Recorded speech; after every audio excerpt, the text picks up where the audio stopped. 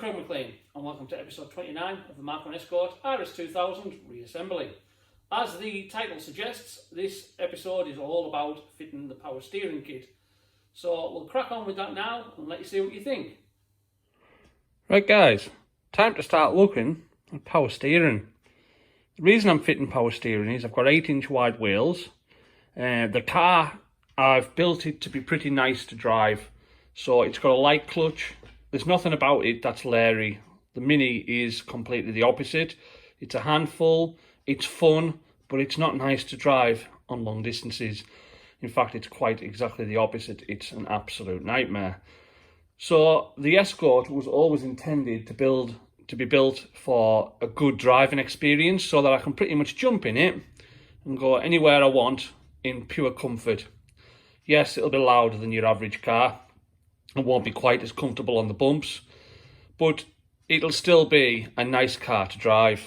Hence the reason why I'm fitting power steering. Another reason for this is, if I do want to take both the Mini and the Escort to shows, it probably means I'm going to have to get Yasmin to drive the Escort because she wouldn't be able to manage the Mini. I don't think it's, as I keep saying, it's an absolute handful. It's got a very, very heavy clutch. The gears grind because it's dog engagement. They're not nice to engage, the gears. It's a handful. So I don't think she would manage it well. But the Escort, I want to make it that anybody could basically jump into it and have a fantastic driving experience. Hence the reason I'm fitting power steering. So I won't list where this has come from because I've got a bit of mixed emotions about it really. And I'm not one for pulling to bits companies. I just will not do that because what you've got to remember is this is their livelihood. So although some people would name and shame, that is not my style. So first I'll go through the good points. Well, obviously the good points is someone's went to the hassle of putting together a full kit to make this possible, because this isn't something that I would go and do off my own bat, if I'm honest. Obviously your steering is something that's fairly safety critical, so it's not something I would play about with, but obviously this has been tried and tested. We know it works. So that's absolutely fantastic. It's all been painted up. It's not rough in any way. It's been finished off fairly nicely. So that's good as well. But there is a couple of things that just let it down at the final hurdle. Just little things that annoy me about so many parts that we buy. Me and my mate Anthony were talking about it, and we were just saying you just expect more from a lot of the parts you buy today. A lot more. It's like they've decided, yeah, we're going to put a kit together, and then when they've got towards the end, that'll do, we'll fire it out now, rather than just going adding a little bit of extra time and finishing it off right. And I'll explain what I mean by that now. Like I say, I'm not gonna pull the company to bits because it's great that they do the kit anyways. So the first bit is obviously this is the original bulkhead seal that goes onto the bottom of your bulkhead, and the bar would pass through. Now, the width of it here was originally the width all the way down until it passes through the bulkhead and goes through this seal. But now, this section here is much thinner, and it's basically like my finger inside. It will not seal, so that seal is now no good. It is just a bit of rubber inside a bracket, but I spoke to the company and they basically said you've just got to make your own. But to me, it's a kit, and to me, that should be in the kit. It should have some kind of adapted seal to just bolt on into the original 2 bolt locations and seal around that shaft. So, it's maybe only a little one, but still it is a little bit of a bugbear. The second one being, I did get in touch with the company as well, and I said there's a lot of weight in this, especially by the time you get the motor attached to the unit. There's a lot of weight in that. It really is a weighty bit of kit. So I said to them, surely you can't just rely on these 2 bolt fixings here to take the weight of that full bit of kit. And they said, no, you've got to make your own bracket to come off the module and mount onto the steering box. Which, I can actually make brackets, that's no problem. But if I wasn't somebody that could make a decent bracket, then that should be included in my eyes. That really should be included. It should be there with a variety of fixing points so that you can adjust the angle of the steering. And the fact that I've now got to go and make my own means it's going to be at least another, kind of day or so's work. By the time I make it, I'd gussets in, make it nice and strong because it's going to be substantial. and paint it ready for fitting. So that's just another thing I think should be included in the kit, but isn't. And the final one being, if I just tip this over, you can just see there on the left hand side the remnants of the original groove that's milled into the steering shaft, into the steering column itself. The original recess for your ignition steering lock to locate into. Now obviously that's no longer in line with the recess for your ignition barrel, meaning that your steering lock will no longer operate as it should. Now, I am going to actually take this off and see if I can take it to a friend and get them to just mill that groove further up here so that the steering lock still engages, because I want to retain the steering lock for, it maybe only is a small security enhancement, but it is a security enhancement nonetheless. I'd like to try and keep it, if I'm honest. So that's just another thing I think should have been done as well. It would have took no time at all just to mill that slightly further up and make it so that the steering still engages. You know, when I get into it, I might find that I can't do that, but I don't see why not, looking at it.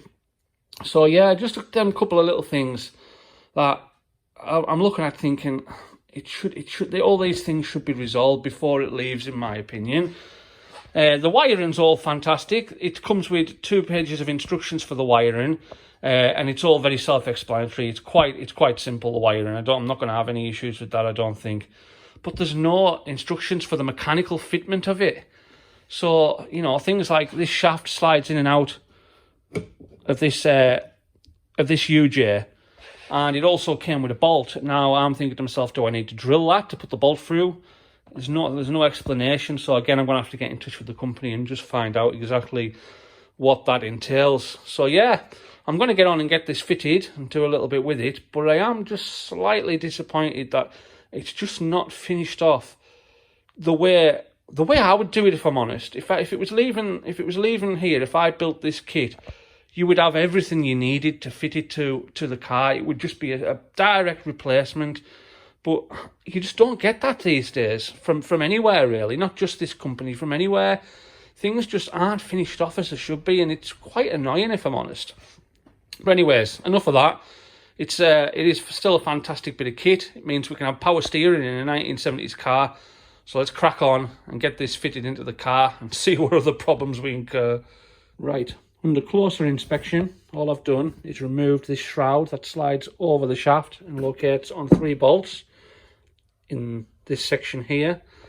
This is what I believe to be the original recess for the steering lock, and I've decided I'm not going to go any further with trying to make the steering lock work, simply because, looking at it, I think that there, I don't know if you can see on camera, it's that little circle. I think that's a pin that goes through. There's the remnants of it on the other side as well. I think that's pinned right through to stop this shaft spinning on this shaft. So I don't want to mill through that pin. I don't want to do anything that's going to compromise the safety of this bit of kit. Obviously, it's been built as it has for a reason. I still think that could have been incorporated. I really do think that could have been incorporated with a lot more thought.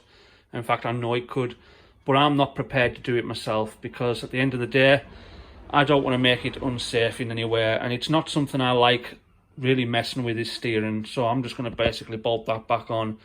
And I'm just going to have to do without the steering lock, unfortunately. But it is very, very disappointing, I think, the fact that I'm going to have to do without it.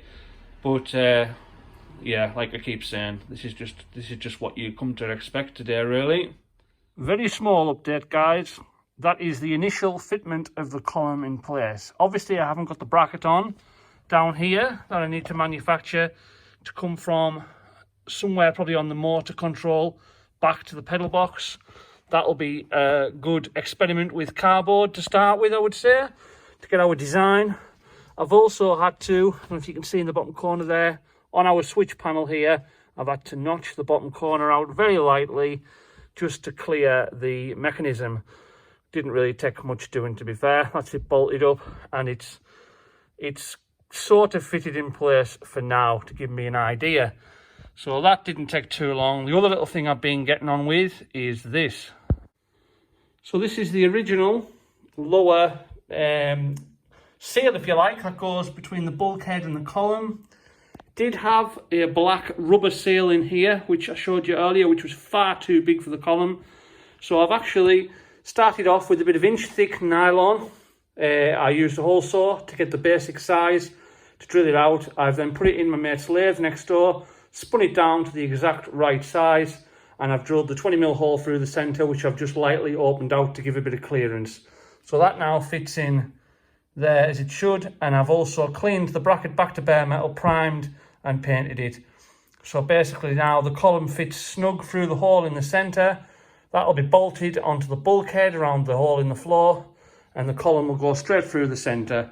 That's just another little item that I've spent today making to get around the issue we have of not having a seal between the bulkhead and the steering column. So that's another little job I've completed today, and another little part that's ready to fit. But now we'll have to move on to getting that bracket made for holding that steering column that you've just seen, which is probably going to take, I would imagine, at least a day, maybe even a day and a half by the time I get it right and painted. Right, the next little job is making up the bracket to bolt between the steering motor, the power steering motor, back to the pedal box. So we've got a bit of cardboarded design here. I just wish this was strong enough because it's turned out really nice. So obviously that's a gusset plate that will need welded in the bottom. This will all be perfectly square. The little notch is to go, it actually goes round the ECU, the engine ECU, and that little notch is so you can get the plug into the ECU to connect to your laptop. This section here will bolt back to the pedal box with two 8mm bolts. That gusset will all be welded in. This will come round the motor, bolt on at 2 points, and that should be lovely and strong when I make it out of some good substantial steel. I'll let you see it when it's all cut out during the various stages of making this bracket, and then when it's painted and fitted, and that should keep the steering absolutely solid as it needs to be. Right, I may have jumped the gun and did a little bit more than I would like to have without videoing it, but it's simply because I've had a really busy day. I had a lot to fit in today and I just wanted to get on with it. So I did hope to show you the different stages of making this bracket, but in the end I've just had to crack on and get it done. So it's been made out of some fairly substantial stuff, probably over the top if I'm honest, which is the reason why this little gusset plate that I said I was going to put in, which was going to go in around about there, I'll try and get my arm out the way, it's going to go in somewhere there just to beef that up. I've decided it just most certainly doesn't need it because that is really, really strong steel. I think that's about, it's about 3 or 4 mil, that steel. It's absolutely solid, really, really tough stuff to bend. And where it mounts to is actually less strenuous, less structural rather, than the bracket. So I don't want to make it too strong or it'll just crack where I've mounted it to. Hence the reason why I haven't put the little gusset in. So I'm quite pleased with how that's turned out. It looks good when it's in place. I'll let you see it in a second fitted. This little plate here is to go on the back side, just to act as a little sandwich plate to make sure we get a good strong tension on the bolts. And obviously you've already seen this part. So they're the bits that I need to get this power steering bolted in now. I can hopefully get this bolted on next. And then all it's left to do is the wiring. So let's crack on and get this little bracket fitted for the final time, hopefully. Right guys, that's our power steering bolted in place, fitted, just ready for wiring now, which is what I'll get onto after this little video. So if I show you up the back of there, you can see exactly how the bracket fits. So if I get in a bit closer, you'll be able to see there, the bracket comes over the motor, round the back, picks up on the bottom bolt of the motor, comes round the ECU, which is the black box there. You can just see the little plug on the side, which is what the cutout in the brackets for there, to allow you to get the plug into the ECU. And then it bolts with 2 Allen key bolts there into the pedal box. And I've got to say, it's absolutely solid. It really is. You can't get any movement at all in that steering column. It's completely rigid. That bracket really is doing a massive job because prior to that bracket, there was a lot of movement in it, as you can imagine, only having that one top fixing point. Now we've got 2 fixing points and 2 substantial fixing points at that. So yeah, that's it bolted in. I'm really happy with that. Like I say, just the wiring to do now. We've got it all to neaten up. We've got it all to loom in. We've got the ECU to mount and the electrical connections to make. and the little potentiometer to mount in the location there, which is going to have a choke knob on it to look authentic. So yeah, that's a big step forward in the power steering. To be honest with you, I would imagine even if I did get a bracket with the kit, it probably still wouldn't have fit due to the fact that my Omex ECU is mounted down there. So yeah, I suppose that's, even if it had a bracket, I would have probably have had to modify it anyways. So, you know, it's maybe not the end of the world, but it's done now. It has took around about a day and a half. It took me to make that bracket, paint it and fit it and everything. It's a lot of time in little things like that. You know, that's why these cars take so long to build. That's why classics take so long to restore, because you spend so much time on the little trivial things. But that's it bolted in place now, and we can get on to wiring. I forgot to mention as well, we do have the part that you've just seen on the bench before that I made the insert for, which bolts onto the floor down there to fit, and we have the shaft that comes out of this universal joint through the floor, and then I'm just waiting for a group 4 universal joint to mount onto the steering rack, which I'll be getting very shortly from GS Escorts. But that isn't really a big job. It's a simple case of putting the shaft through and bolting it on. So I might get that done in this episode, and maybe won't. We'll see how we get on, but again, that's nothing. So that's just another little job we've got to do to complete the steering. A little bit of an update. These are a couple of items that I've just received from Clayton that I've mentioned before on the channel. Clayton's building a twin cam replica. He's doing an absolute awesome job of it, and I often talk with Clayton, and he asked the other day, is there any bits that you need in that I might have? I mentioned a couple, and he had these few. So he's also sent me a knob as well for the potentiometer, a choke knob, which looks decent as well. This obviously needs cleaned up. This bracket needs cleaned up. That's no problem. I'll soon sort that out, put it all together, and then we've got a decent number plate light.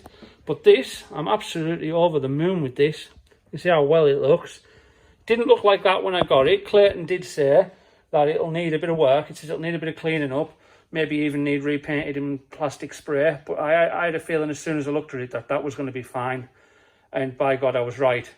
I basically washed it in red hot soapy water. Then I realised it had some like grey overspray on it. So a bit of a rag with a bit of thinners. I thought, I hope it doesn't attack the plastic. Thankfully it didn't. It took the overspray right off. And then we had some deep pitted like dirt in the grain that just wouldn't come off. So I basically used a bristle spray for an upholstery, cleaner for inside your car. It's basically like a foam spray with a bristle brush. I went all over it. After that, it looked amazing. And then I went over it with back to black. And as you can see, it looks absolutely superb for a really old part. I'm chuffed with that. So thanks very much to Clayton for that, for the number plate light and the choke knob. And another little job I've been getting on with is this. This is part of the wiring for the power steering. Now, this is the potentiometer I keep talking about that goes in the dash, so you can turn the effectiveness of the power steering up and down to your liking, basically. Now, that came without this plug on. I've just fitted this plug. I was going to solder them two cables together, but I thought, no, this is going to be mounted in the dash. If I want to take the dash panel out, all the rest of the plugs are on, all the rest of the switches are on plugs. So why not put this one on a plug? So I used one of the connectors that I got in my set not so long back. Great little plugs them. That sorted that out. This obviously needs mounted. This goes into the ECU. I'll show you all this as we go on. And one of these is an earth, the other's alive. It does say in the instructions, I can't remember.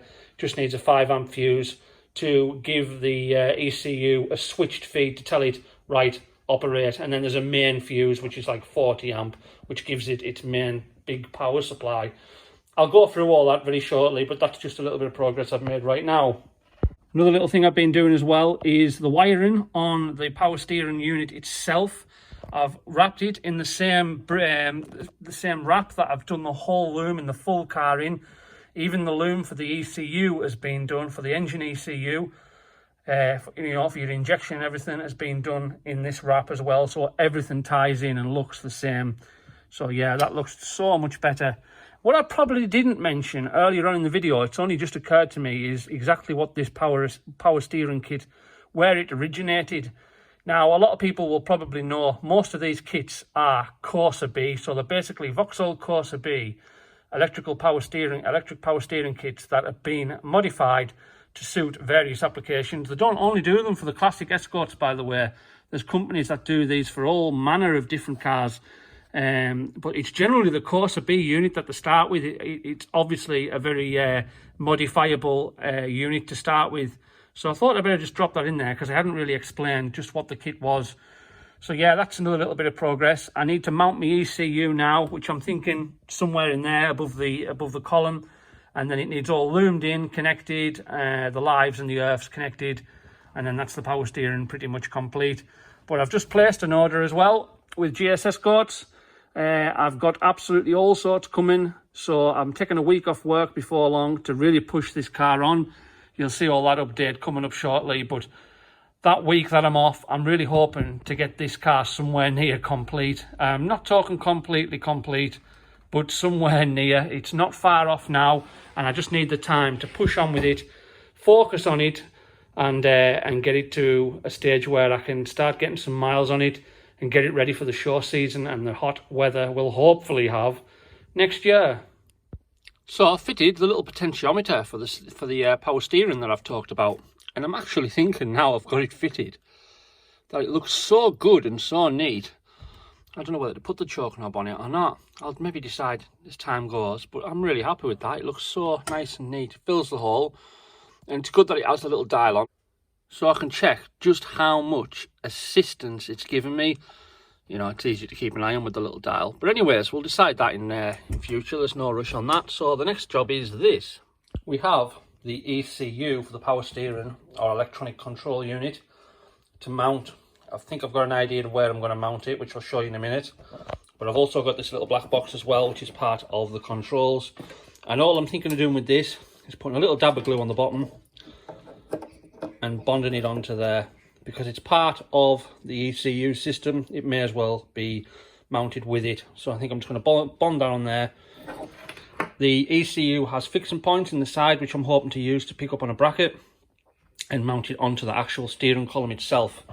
So yeah, I'll let you see that as I progress. And let's get this mounted today and start look at connecting it up. Well, last week I was making a bracket, as you've seen, to hold the steering column itself out of about 4mm steel.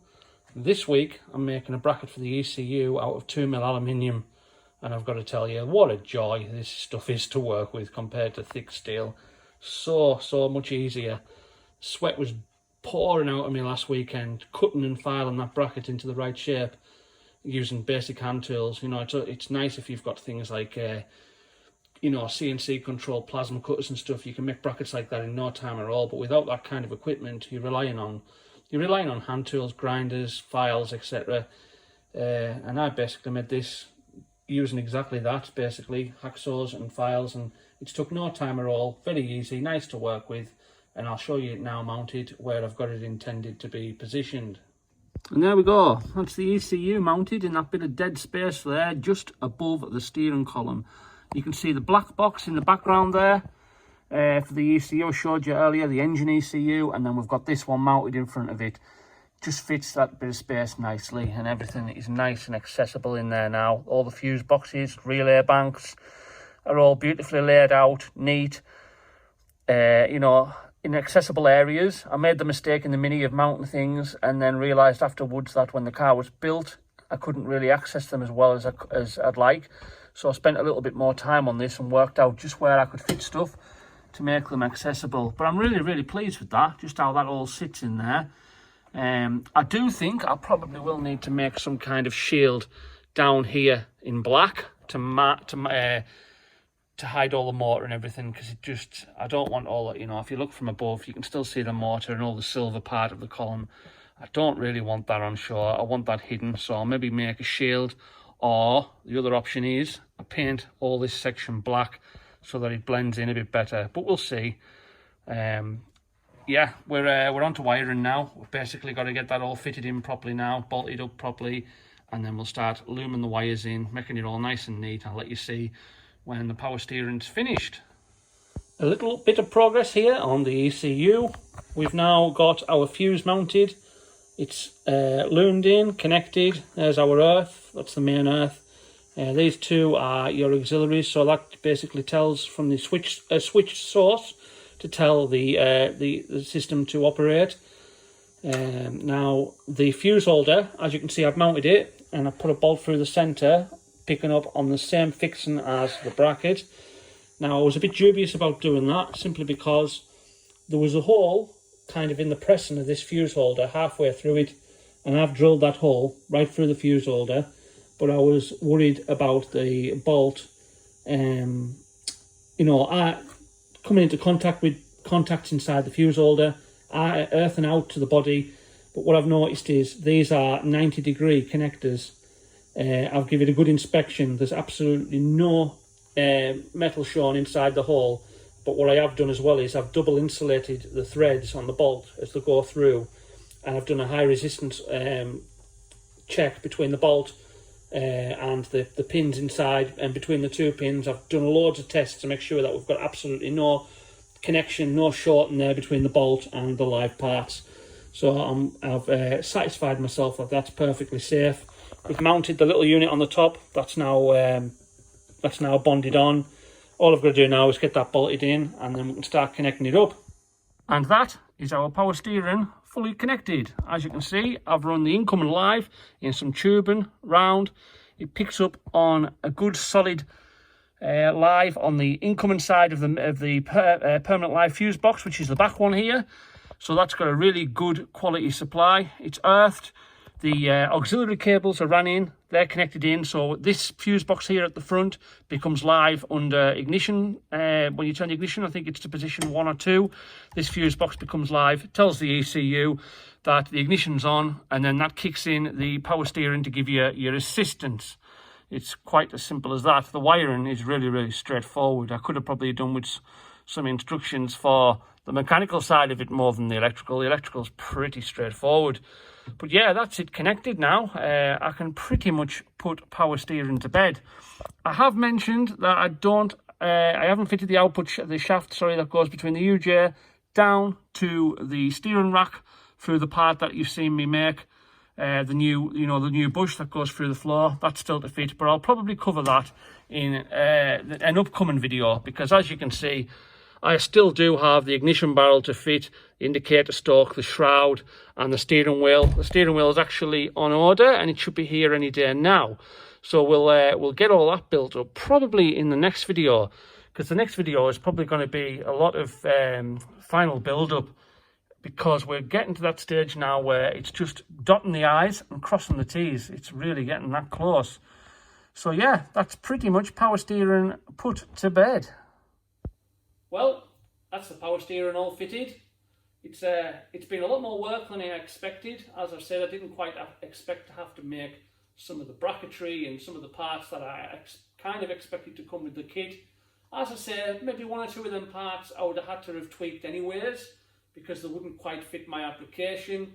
So yeah, in the end I might have had to make some of these parts again anyways, but it is still quite, a little bit annoying. But I've said enough about that. It is fitted. It's fantastic that you can get a power steering kit, and that's one thing I'm really grateful about. It's going to make the car so much nicer to drive. So in the next episode, I've just had a good size order come from GS Escorts again, and it's pretty much 98% of the parts that I need to complete this car and get it running. I'm actually holding on to a steering wheel now. We actually have a steering wheel which just came in the latest order. I'll show you that in the next episode.